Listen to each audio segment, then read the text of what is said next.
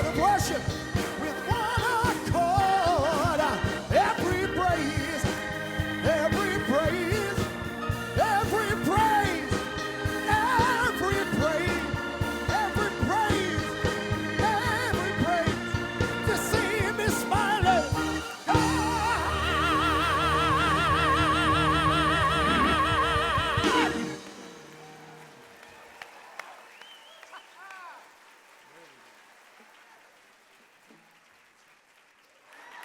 Can you feel that? Repeat after me if you would. Something wonderful is happening. Through me right now. Turn to someone and say, something wonderful is happening through you right now. And something magnificent is happening all around right now. Right now. Amen. Let's go home. Good night. Thank you. I have, when I give a talk, usually I have the title weeks in advance, and I'll spend, 2 or 3 weeks working. I've been working on this one for 6 years. So we'll see what happens. I have had I woke up nervous. I haven't been nervous on a Sunday morning in years. But I did feel the moment. I did feel I only get one time to give my first sermon as your senior minister, and I want to get it right. But here's what, I got to tell you what happened.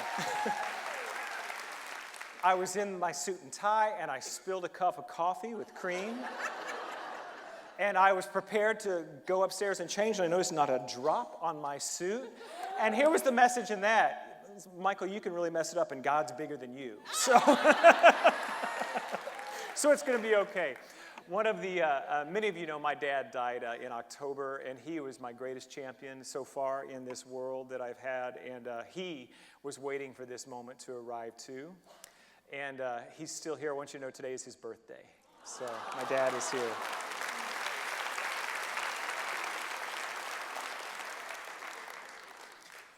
There was a new minister, and he was wanting to impress. So he worked really long and hard on his message. See, they're leaving already. I love you, Doug. And he looks up in the beginning of his sermon and he sees that the bishop is there that day. And so he goes, well, I know I need to make it even better than I had planned. So he preaches harder, goes deeper into the spiritual truth of the scripture. And at the end of the service, in the receiving line, he saw the bishop and he said, Bishop, I'm so glad you're here today. How was it? And the bishop said, well, I have to say that your sermon reminded me deeply of the peace and the love of God. And the minister, young minister, said, oh, thank you so much. People have never said that about my preaching before. Tell me, why is that? He said, well, it's like the peace of God in that it passed understanding. And it was like the love of God in that I thought it would endure forever. So I'm going to do my best to not pass your understanding and not endure forever today. Today is the first of a 5-part series that we're doing here called Removing the Obstacles That the Vision May Be Revealed. You can find this flyer in your bulletin that tells what it is. I wanted to offer something right in the beginning of my senior ministry that I have learned, and here's the deal. Something new wants to happen in Unity Church. Can you feel it? I mean, something is wanting to happen. And there is a ministerial change. There's a generational shift. Things are just happening, but that's always happening.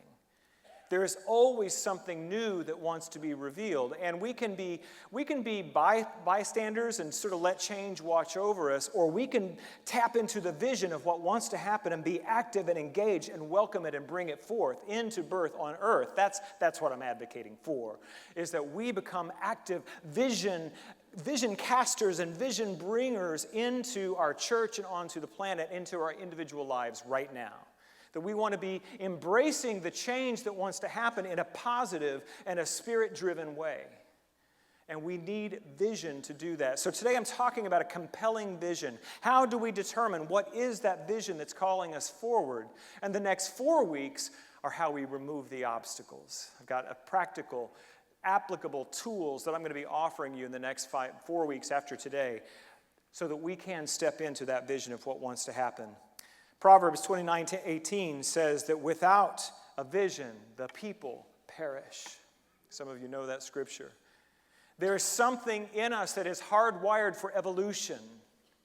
And unity is a path of spiritual understanding and teaching that really gets it. God is infinite, and that infinite presence is seeking to reveal its nature through our lives, and that journey never ends. Nobody here has arrived, even though no matter what your husband thinks. Not yet. None of us have arrived. We're always healing and growing and revealing the vision. I want to tell you that a vision is different than a goal. A goal is something you can put on the calendar, you can mark off the steps, and you can get it done and check it off. A vision is not like that. It's not quite a dream either, although that begins to express it a little bit clearer. A dream is something that your heart, wishes. Was that a dream is a wish your heart makes? It's something that is based in feeling and expression and experience, and it begins to call us greater. But it's more than a dream as well. This is a spiritual. It's like a land that you have never known that you're being called to inhabit. But you have to move into it. You can't just talk about it or sing about it. Something is calling you. And you get glimmers of it, you get glimpses of it through feelings, and you know what it feels like and how you begin to sense it and you step into it, and then when it's here you go, this is it. I talked about, there was in a little video out about this morning's talk about this sanctuary was a vision. Somebody had a vision that we needed an expanded place to worship at, and we sit in somebody else's vision. We inhabit it. And we're doing that at the individual and the collective level all the time. A vision is not something you accomplish, it's something you are. And you're here to express and experience it. You're here to give it and to receive it. It evolves. One of the things I would love for us to do in early 2018, and we're putting this together, is we can do some visioning as a church. We can see what is God wanting to do as Unity of Houston. I want to do that at all levels of leadership and the community. I want us to see, because here's the deal. It's not just coming from the senior minister or the ministerial team or the board of directors. It's coming from us. There is a collective consciousness. There is a field of knowing around this church and what is ours to do, and we're all a part of that.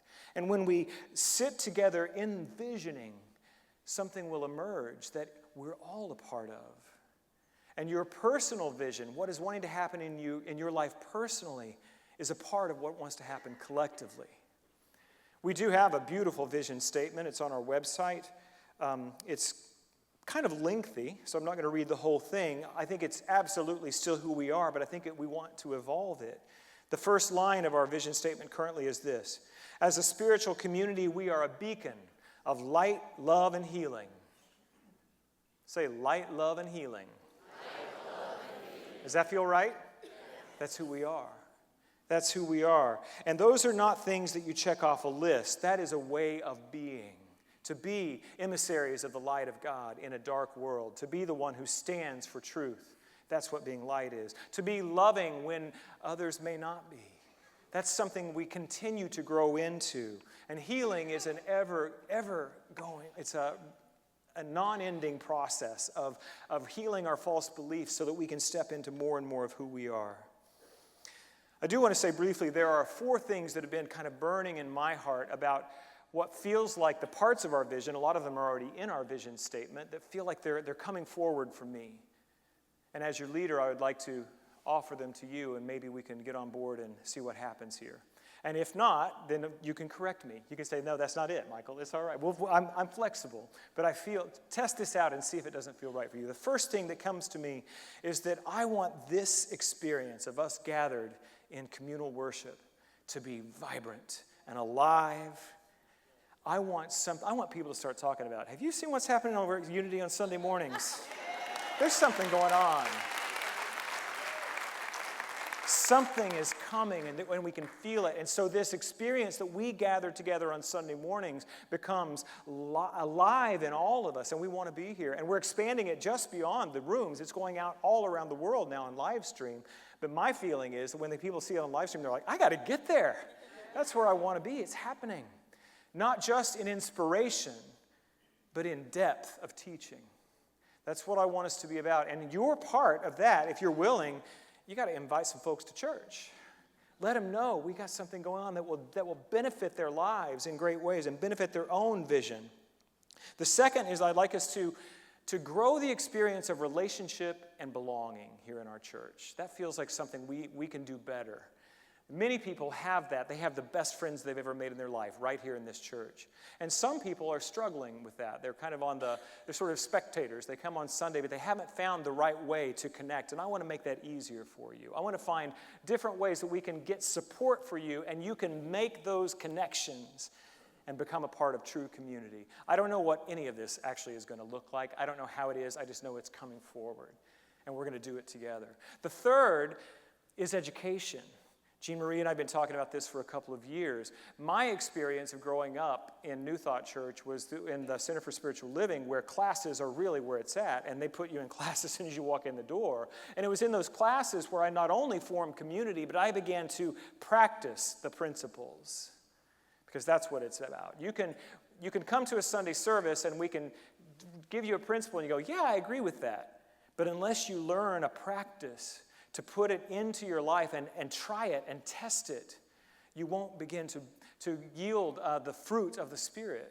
So education, we're going to be putting a new emphasis on new classes and just really getting people in the classes we have. It's going to be amazing, and we want you all to participate with us. The fourth thing, well, Hurricane Harvey has kind of helped us with this already. I want us to be a better citizen, a better neighbor. As a church, I want us to be out there in this city. You know, there are people, we've been here almost 100 years. 2019 will be our 100th anniversary of unity in Houston. And there are people that don't know we're here. And I'm not talking about marketing. I'm talking about being a neighbor. I'm talking about being a good citizen of this city. Not just in service work, unity in the community. You guys are doing amazing work out there, but not just that. That we're in leadership. Our leaders are leading on the mayor's council on alcohol, whatever. I don't know what it is, but there are ways that we can begin to be counted in this city. Yes, she's from Unity. She's a leader. So those are the four things that feel to me like part of our vision. And we're going to find this together. I want to hear from you. A few weeks ago, I asked people to send me an email. Tell me the thing that they feel is essential about unity, that it cannot change. This must remain here if we are to stay Unity of Houston. And then also the other question was, and what wants to happen now? What's needed now for our church, for our evolution? So I invite you to be with those questions and let me know as we transverse this path, as we begin to discover what God is trying to do here. So I want to share some of my own story on how I got to be here. And I've struggled with it a little bit because this is about us. It's about the collective. And it's not really about me and my journey. But is it or is it not? So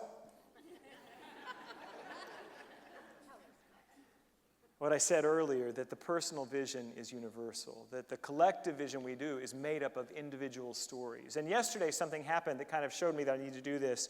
I lost my house key. And we had been on like a 4-mile walk. I'd just taken the house key off the key ring, and I was like, we're not going to find this house key. And I'm not going to tell you the whole story because that's not on the talk. But it was a miracle. It was one of those things that miraculous the way it happened. And then at lunch, I was telling another friend, I was like, I feel like when a miracle happens, I need to share the story just to show you that this stuff works. And we talked about the story, and that was, I shouldn't be here today. It's a miracle that here, and I want to tell you a little bit of the story. Are you okay with that? How I came to be your senior minister started when I was about 8 or 9. I had an experience in a Pentecostal church where I answered the altar call, and it wasn't to get saved, that had already happened, but I had an experience of God that I can only describe as sitting in the field of unconditional love. It was a mystical experience, and it never has left me. I know not everyone has those experiences, but for me, it kept me on the planet during the darkest times in my 20s, that I had an undeniable experience that God is real and love is real. When I was 15, I had an experimental night with alcohol, and it was probably dangerous looking back at it, and scared me to death. It was a bad, bad experience, and I was terrified. And so I went to God. That's what I was taught to do. What you may or may not know is both sides of my family are just kind of riddled with alcoholism, but neither of my parents drank at all. So I wasn't around alcohol. And then I had this experience at 15 that just scared me. And so my response was to say, yes, God, take this, help me. And I became the best little Christian church boy you ever would have seen. I mean, I just threw myself into it. And sometime in that, and it was sincere, I was loving God from my heart. And in that experience of that year, I felt a call to ministry. And I said yes. And I didn't know what it would look like. I assumed it would be in the church that I grew up in, and somehow that would all work out. But that wasn't to be. I did stay in that path until I was in college. I went to Oral Roberts University, as some of you know, and it was there in my sophomore year that I began to question some of the things that I was being taught. The thing that really changed it for me was this idea of who gets to go to heaven and who has to go to hell. And the way it was taught to me was that it's a very, very small percentage of all of humanity that has ever lived on this planet that are actually acceptable in God's sight. And all the vast majority of human souls are condemned to eternal suffering. And I thought, that cannot be right. Something in me just knew that wasn't. Now looking back, well, of course you knew. That just doesn't make sense. But this is what I believed. But I began to question that belief. How could a loving God separate himself and his love from his creation? How could that possibly be? And it was like pulling the thread on a sweater. Have you ever done that? You know what happens, right? No more sweater, just a bunch of thread. And I began to pull on the thread of my belief system, and things began to unwind, and I was lost and I was confused. And I started drinking again. And that was how that happened in my late college, in my 20s. You all know the story. I've talked about it a lot. I don't need to waste time here. But into the depths of addiction and all of that. And just lost. That was the time that I probably wouldn't be here on the planet anymore. But I did remember that God is real. I remember that experience when I was a child. And I was still lost somewhat when I was singing, minding my own business, singing and playing in a gay piano bar in Dallas, Texas, and a minister walked in and was looking for someone to sing at his church. And I thought, what? And he said I could sing show tunes. It was fine. So I thought, what kind of a church sends their minister into a gay piano bar to find a show tune singing singer for his Sunday service? And I thought, I might have found my church. And so I said yes because they were paying me $75, and I showed up hungover. It was 1993, Center for Spiritual Living in Dallas, Texas. First Church of Religious Science is what it was called at that time. And I sang Somewhere from West Side Story, and I sang What a Wonderful World by Louis Armstrong, and the check cashed, so I came back the next week. And I began to hear a different message about God and creation and love and heaven and hell. Somebody told me that heaven and hell are states of consciousness that we experience right here, right now. And I began to open to a different possibility. But I was still a bar singer. You know, when you're sitting next to somebody on a plane and they ask you what you do, when you say, I'm a musician, that's cool, right? If you say, I'm a minister, that's awkward. That's just awkward.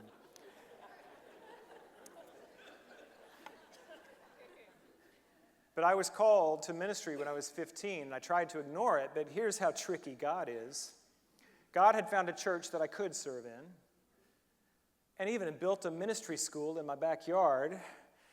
The school at that time for his Holmes Institute was based in Denver, Colorado, but they had a satellite campus in St. Louis, Missouri. They had a ministerial change there. The minister at that church no longer wanted to continue the school, and they moved it to my church in Dallas. And my minister said, when are you going to start taking these ministerial classes? And I said, never. But I remembered the calling. I didn't want to do it. So thus began what I like to call as the years of resistance. But something kept calling me. I began a process that Michael Beckwith created called visioning. Life visioning, he sometimes calls it. And they started it when he began Agape with 22 people sitting in his living room, and 3 of those people are good friends of mine, so I've verified these facts. There were 22 of them there. And visioning is a process where we move into a meditative state and we ask questions. The questions that this visioning process usually contains are, what is the high vision for whatever it is we're working with? What must I become to embrace that, to be a part of this vision? What must I release? What must I embrace? And what else needs to be known at this moment? So I began to do this process for my own ministry. And there was a group of 3 of us, myself and 2 women. We met at each other's homes every month for 2 or 3 years, and we would do this visioning for each other. And things began to reveal themselves. Just using our intuition, and the patterns emerged. One of them was the word prepare. The word prepare came over and over and over again in my visioning. And several times in my ministerial path, I was given opportunities to take a shortcut. But the word prepare came in. I thought, no shortcuts. I'm going to prepare for ministry the way that it feels right for me. I was on a retreat in Mexico one time, and there was doing a visioning process, and I saw the image of a great white ocean liner. I thought, well, that's weird. Sometimes in visioning, I'll get an image, and sometimes I'll just ask, well, what does that mean? And information will come. And I said, what does that mean? What does that mean? And the information came to me, well, these great ocean-going ships, they are built with 4-inch steel. They take months and years to build, a lot of preparation, and they are strong, and they can withstand the storms and the waves. I thought, that's what I need to do with my ministry. I need to build it strong. Years later, that vision of the ship, it's actually come dozens of times probably in my visioning over the years, but another time it came and I asked, what does this mean? And the information came that even though it's made of that gigantic steel and it's so heavy, it floats and it can move across the surface of water because it is mostly empty. And while we can create the structure of spiritual practice and we can do the preparation, we have to leave room for God. I have to leave room for God so that I can be made useful. I continued to vision, continued to move forward. My 3rd year of ministerial school, I finally got it. I did a memorial service for a friend's mother, and I realized that standing behind one of these pulpits at a time when people needed someone to say some words of honor, it was the mantle of ministry, and I felt it, and it made sense for the first time. So I quit resisting, and I began to realize this is what I'm built for.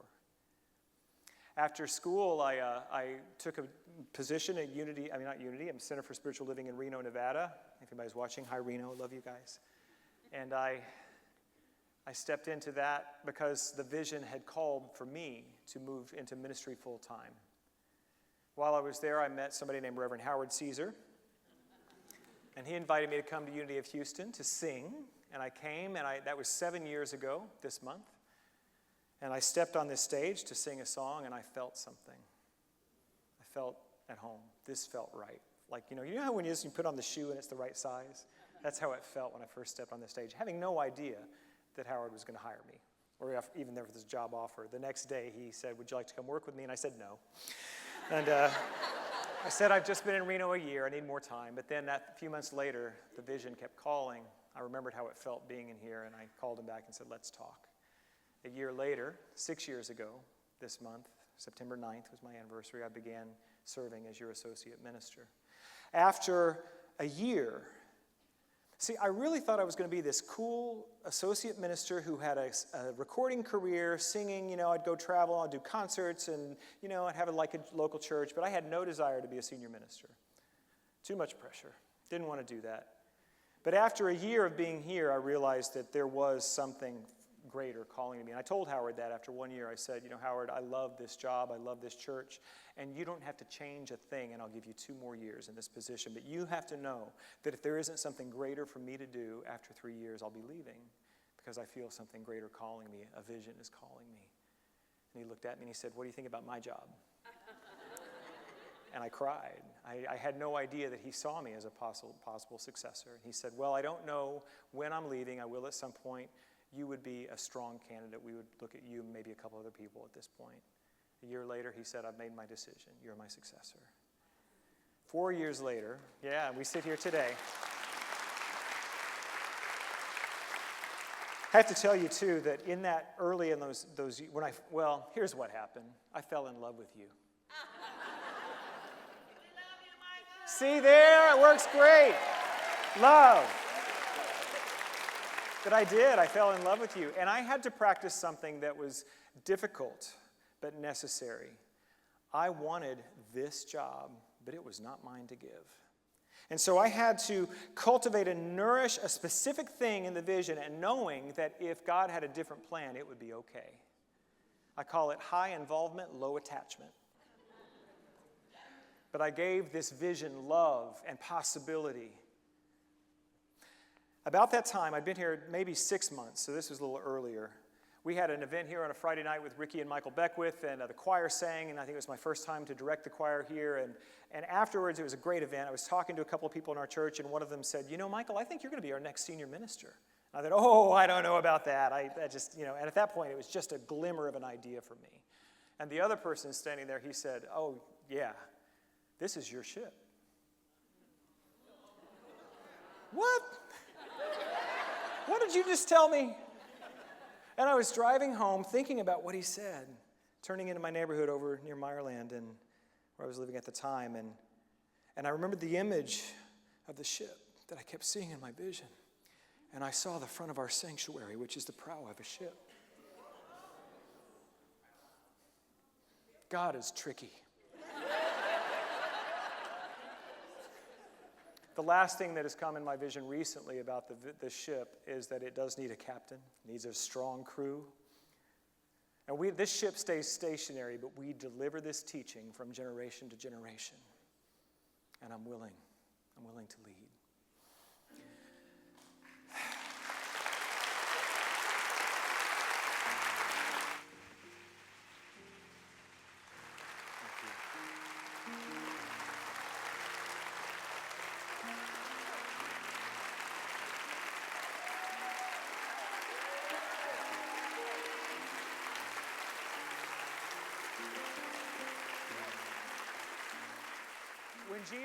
When Jesus began his ministry, he went to the temple in Nazareth, and he read from Isaiah, "The Spirit of the Lord is upon me, to bind up the brokenhearted, to proclaim the year of favor of the Lord." And the people there who knew him, they said, "Isn't he Joseph's son?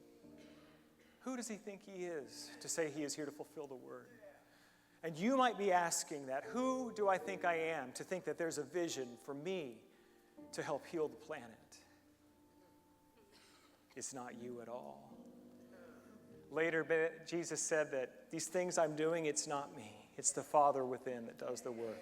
And that presence is in you. We are all called. We are all called. Take away the melodies.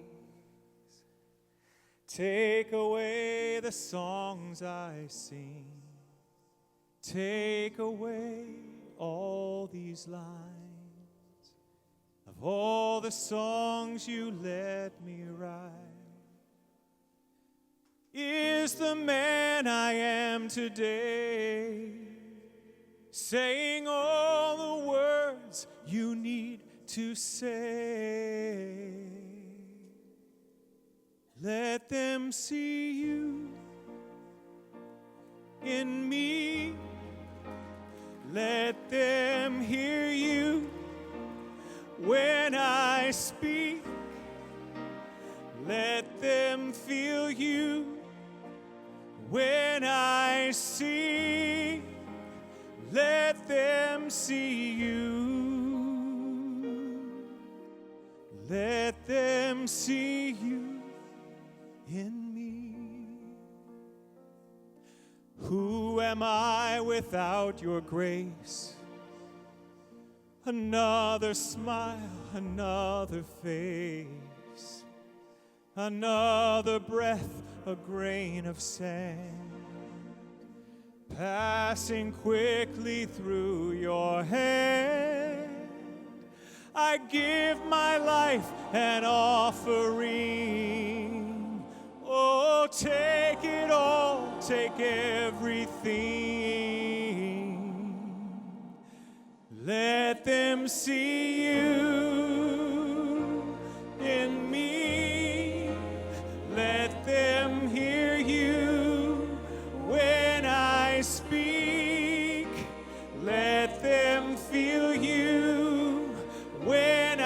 I sing, let them see you.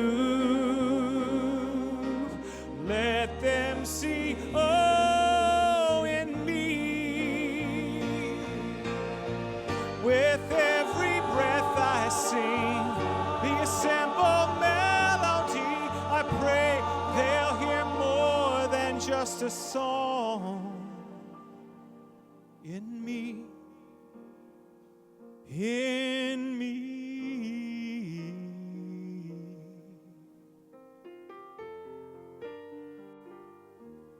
Are you willing to stand for the vision that God wants to bring in through your life?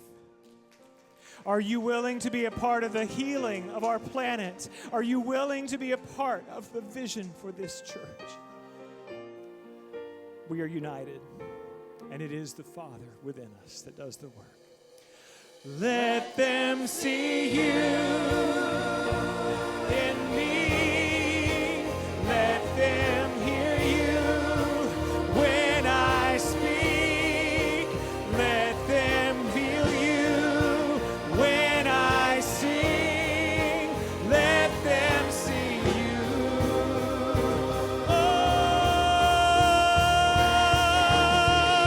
Oh, let them see you, God. Let them hear you when I speak. Let them feel you when I sing. Let them see you, you. Oh, let them see you. Let them see you in me. Let them hear you when I speak. Let them feel you when I sing. Let them see you. Let them see